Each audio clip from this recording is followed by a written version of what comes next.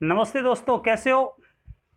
आज 2-3 दिन का गैप आ गया, सॉरी किसी कारणवश। लेकिन व्यक्तित्व मापन का नेक्स्ट वीडियो लेके आपके सामने उपस्थित हुआ हूँ। कैसे हो दोस्तों? आपको जानकारी के लिए बता दूं कि जो आदमी घर पे बैठ के तपस्या करता है, मेहनत करता है, नोट्स बनाता है, पढ़ता है, आज नहीं तो कल उसका लाभ उसको मिलेगा। इसीलिए आप लोग लगातार मेहनत करते रहें। कोई बात नहीं है, हिम्मत हौसला आप इकट्ठी करके और रोजाना तैयारी किया करें। खैर, आज व्यक्तित्व मापन की जो तीसरी विधि है वो लेकर आया हूं मैं। कुल 5 विधियों के बारे में बताया था कि व्यक्तित्व मापने के लिए कुल 5 विधियां हैं। कितनी विधियां हैं? 5 विधियां हैं। अवलोकन, सबसे पहले तो हमने ये बताया था कि व्यक्ति विशेष परिस्थितियों में कैसा व्यवहार करता है। दूसरा, हमने ये बताया था कि व्यक्ति स्वयं के बारे में क्या सोचता है। तीसरी विधि जो बताने जा रहा हूं, इसके अंदर यह बता रहा हूं कि व्यक्ति दूसरों के बारे में क्या सोचता है। कोई भी व्यक्ति दूसरों के बारे में क्या सोचता है। और चौथा जो विधि हम बताएंगे, प्रक्षेपी विधि। और पांचवी बताएंगे वैज्ञानिक तथ्यों के आधार पे या किसी इंस्ट्रूमेंट के माध्यम से किसी के व्यक्तित्व का पता लगाना। ठीक, तो आज अपने चलते हैं तीसरी विधि की तरफ। दूसरे व्यक्तियों के बारे में क्या कहते हैं, कि दूसरे व्यक्तियों के बारे में, एक व्यक्ति दूसरे व्यक्तियों के बारे में क्या कहता है और उसके व्यक्तित्व को कैसे मापा जाता है, उसके बारे में अध्ययन करेंगे। तो इनमें हम 4 विधियां पढ़ेंगे। जीवन कथा विधि, जीवन वृत्तांत, जीवन कथा विधि को जीवन वृत्तांत विधि भी कहते हैं, व्यक्ति इतिहास विधि या केस स्टडी विधि, और तीसरा रेंटिंग स्केल विधि। कौन सा है? रेंटिंग स्केल को मानदंड मूल्यांकन विधि भी कहते हैं। और चौथी है समाज मिति विधि, जिसको सोशियोग्राम के, जो इसको अध्ययन किया जाता है उसको कहते हैं सोशियोग्राम। समाज मिति को जो अध्ययन करने का तरीका है, जो विधि है, उसको बोलते हैं सोशियोग्राम। तो इन चारों के बारे में पढ़ेंगे। तो सबसे पहले कौन सी है? जीवन कथा विधि या जीवन वृत्तांत विधि। जीवन कथा विधि, जीवन वृत्तांत विधि। और आपने कई बार आपने देखा होगा ऑटोबायोग्राफी, जो बायोग्राफी होती है किसी के ऊपर, जैसे किसी संत के ऊपर, किसी महापुरुष के ऊपर, किसी वैज्ञानिक के ऊपर, किसी गणितज्ञ के ऊपर, किसी हिंदी के महापुरुष के ऊपर जैसे हरवंश राय बच्चन साहब है, सुभाष चंद्र बोस के ऊपर, महान पुरुष के ऊपर जब जीवन वृत्तांत लिखा जाता है उसको बोलते हैं जीवन कथा विधि। क्या बोलते हैं? जीवन कथा विधि। उस अमुक व्यक्ति के बारे में हमारे मस्तिष्क के ऊपर एक छायाचित्र बन जाता है और उसी के आधार पर हम आकलन करते हैं कि वो व्यक्ति कैसा होगा। उसके बारे में पॉजिटिव या नेगेटिव सोच हम अपने मस्तिष्क में बना लेते हैं।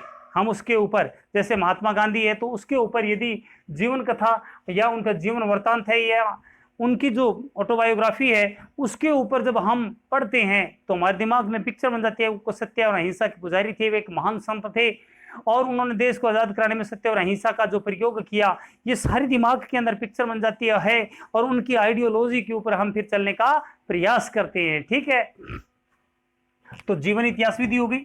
उसके बाद में दूसरा है व्यक्ति इतिहास विधि। कौन सी है? व्यक्ति इतिहास विधि या केस स्टडी विधि। इसको जीवन इतिहास विधि भी कहते हैं। क्या बोलते हैं इसे? जीवन इतिहास विधि भी कहते हैं। जीवन इतिहास विधि, इसको टाइडमैन ने दिया था दोस्तों। व्यक्ति इतिहास विधि को किसने दिया था? टाइडमैन ने। अब सबसे पहले तो इसको याद कैसे रखोगे? देखो, व्यक्ति का इतिहास वैसे भी टाइट रहा है। व्यक्ति का इतिहास, टाइडमैन को कैसे याद रखोगे कि व्यक्ति का इतिहास हमेशा क्या रहा है? टाइट रहा है दोस्तों। व्यक्ति इतिहास विधि को केस स्टडी विधि कहते हैं। अपराधी बालक या कोई विलक्षण प्रतिभा का संपन्न जो बालक है, विलक्षण संपन्न बालक है या कोई अपराधी बालक है, उनके बारे में जानने के लिए, उनके बारे में जानने के लिए केस स्टडी का अध्ययन किया जाता है। किसका अध्ययन किया जाता है? Case study. मेरा एक स्टूडेंट था जिसका नाम था भारत।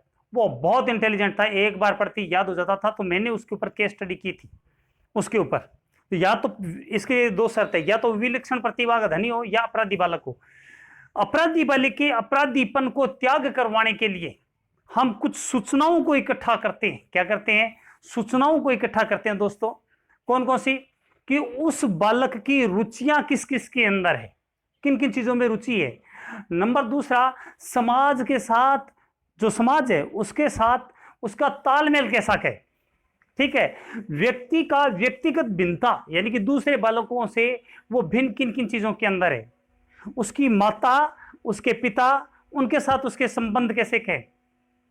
तो दोबारा से फिर देखो, सबसे पहले व्यक्ति है, उसके साथ सामाजिक संबंध कैसे हैं, उसके सामाजिक संबंध कैसे हैं, व्यक्तिगत भिन्नता दूसरे बालकों से वो भिन्न कैसे है, तीसरे के अंदर दूसरे लोगों के साथ उसके समायोजन कैसा है, सामंजस्य कैसा है, और चौथी बात उसके किन किन चीजों में रुचियां हैं और रुचि के प्रति उसका दृष्टिकोण क्या है, किन किन चीजों में रुचि है और उसका दृष्टिकोण किन किन चीजों के अंदर है।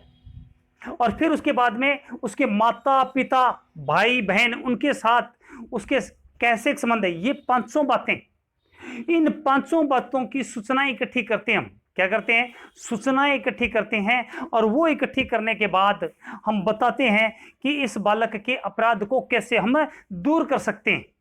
देखो किन किन चीजों के ऊपर। नंबर 1, व्यक्ति के स्टडी जब करेंगे तो सबसे पहले क्या चीज है, परिवार के लोगों के साथ है, परिवार के लोगों के साथ संबंध कैसा है, ठीक है। दूसरा, समाज जो है, समाज के साथ उसका संबंध कैसा है, ठीक है। तीसरा, व्यक्तिगत भिन्नता यानी कि अन्य लोगों से वो भिन्न कैसा है, व्यक्तिगत भिन्नता, वह अन्य लोगों के साथ भिन्न किन किन चीजों के अंदर है।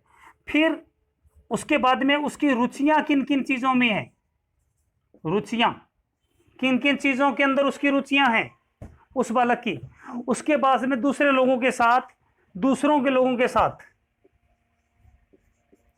दूसरों के साथ वो समायोजन कैसा है, उसका समायोजन, ठीक है।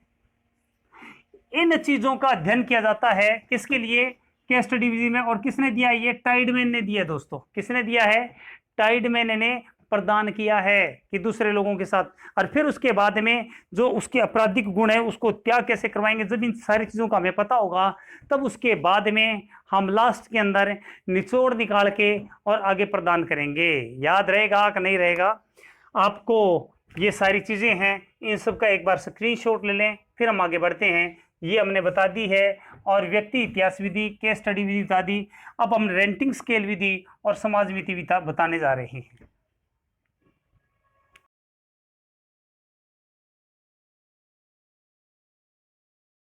हाँ तो दोस्तों, आपको 2 विधि बताई, अब उसके बाद में तीसरी विधि बताने जा रहा हूँ, रेंटिंग स्केल विधि। कौन सी है, रेंटिंग स्केल विधि बताने जा रहा हूँ। रेंटिंग स्केल को क्या बोलते हैं, मानदंड मूल्यांकन विधि।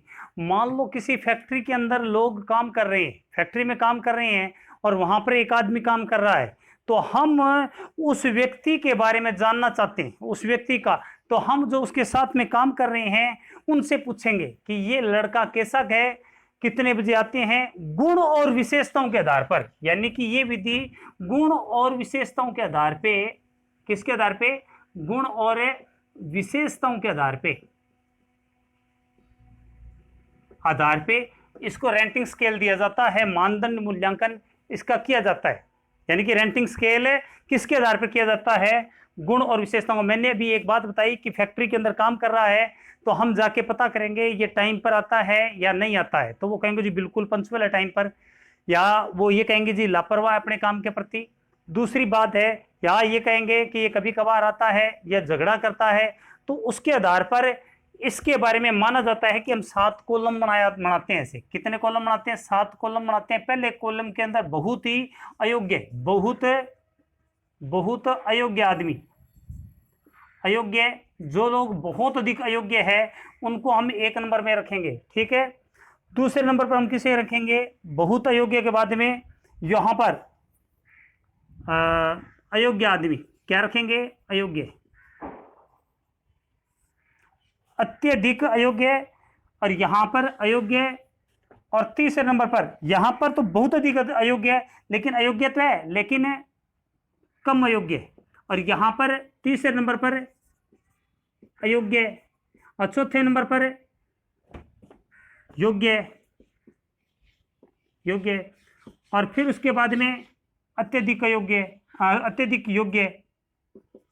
इस प्रकार आगे इसको 7 भागों में बांट लेते हैं। कितने भागों में, यानी कि उसकी गुण और विशेषताओं के आधार पे, किसके आधार पे, गुण और विशेषताओं के आधार पर उसको नापा जाता है। उसकी उपस्थिति के आधार पे उचित व्यक्ति का जो मापदंड निर्धारित किया जाता है इसके अंदर, ठीक है। तो इसको 7 भागों में बांट के व्यक्ति को और फिर नापा जाता है। समाज मीति विधि मोरेन ने दी थी। किसने दी थी? मोरेन ने दी थी। तो कैसे याद रखोगे? आजकल का जो समाज है वो मोर को बहुत तवज्जो देता है, क्योंकि मोर हमारा राष्ट्रीय पक्षी है। मोर को बहुत तवज्जो देता है। हमारे समाज के लोग किसको तवज्जो देते हैं? मोर को। और इसको जो अध्ययन करते हैं उसको बोलते हैं सोशियोग्राम। क्या बोलते हैं उसको?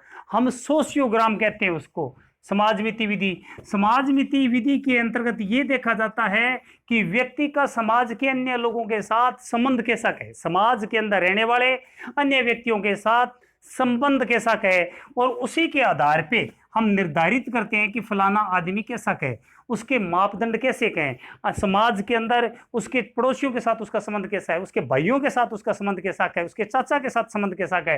ये सारी चीज़ों का इसके अंदर जो अध्ययन किया जाता है, जो विधि है, उसको बोलते हैं सोशियोग्राम, यानी कि अध्ययन करने के तरीके को सोशियोग्राम कहते हैं। और मोरेन नामक विद्वान ने, किसने? मोरेन नामक विद्वान ने इस विधि का इजाद किया था। तो आजकल के जो समाज के लोग हैं वो मोर बहुत अधिक पालते हैं, उसको बहुत अधिक तवज्जो देते हैं। तो दोस्तों, आज बहुत ही छोटी वीडियो बना रहा हूं, और उसके बाद में हमारी 2 चीज़ें रह गई है हमारी इसके अंदर व्यक्तित्व मापन में। कौन कौन सी? एक तो रहा है प्रक्षेपी विधि, और दूसरा वैज्ञानिक तकनीकी विधि। ये 2 रही है, और दोनों को कल की वीडियो के अंदर हम प्रदान कर देंगे। दोस्तों, तबीयत खराब हो गई थी 2 दिन, इसी के चलते वीडियो नहीं बना पाया था, उसके लिए क्षमा चाहता हूं। और आज भी तबीयत बहुत अच्छी नहीं है, इसलिए छोटी वीडियो बना रहा हूं। तो बहुत बहुत धन्यवाद। आप सारे के सारे खुश रहें और पढ़ते रहें। जय हिंद।